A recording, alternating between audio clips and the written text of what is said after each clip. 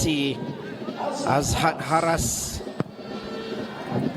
Satu swinging yang baik dan jaringan penyamaan yang berjaya dihasilkan untuk Melaka. Itu lagi sepakan penjuru dan tandukan.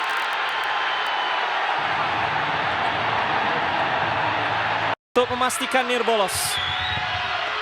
Dan masuk. Dia tidak akan lebih daripada sekadar sagu hati. Tetapi untuk Melaka sekurangnya satu positif untuk masa hadapan. Satu rembatan terus. Oh, cantik. Azim Rahim. Dia sudah membaca akan apa yang sering dilakukan oleh Shan Azmi. Kali bersambung dan kini peluang untuk Melaka. Juan Douglas Salas. Rumah Hakim tinggi, tandukan yang cuba dilakukan oleh Sharif Fikri dan kini Peter Kawayo ke belakang. Satu lagi lencongan dan kini peluang untuk Juan Douglas.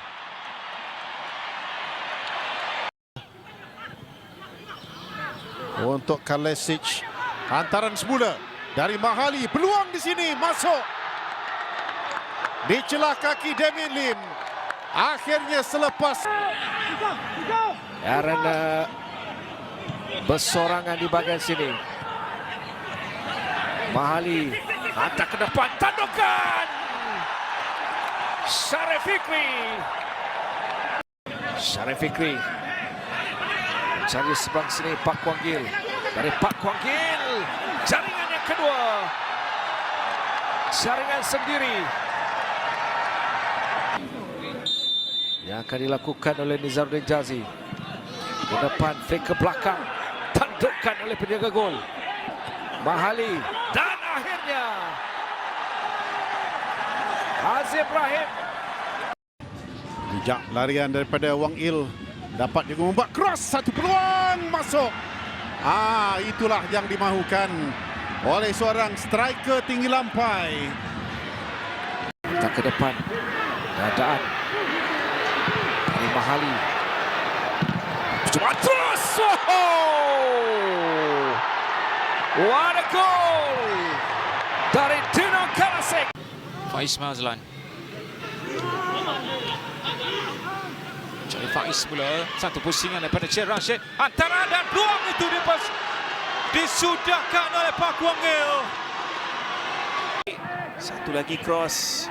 Tandukan yang agak baik menggunakan ketinggian Ahmed Shamsuddin untuk gol penyamaan. Jasuli outswinger, tandukan sekali lagi dengan kedudukan Ahmed Shamsuddin lebih baik. Ini peluang Noel Akbre dalam kawasan penalti, sedikit lalai yang berjaya dihasilkan daripada pemain Pak Kwang Gil untuk Dino Kalesic yang dinanti.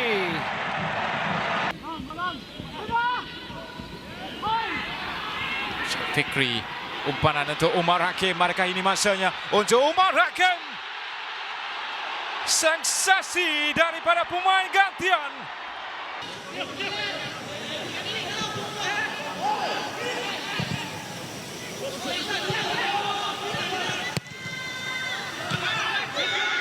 Dan pada itu serangan dari pasukan Melaka. Dino Kalesic yang menjadi penghalang. Robin Tiran dari Dino Kalesic, jaringan penyamaan.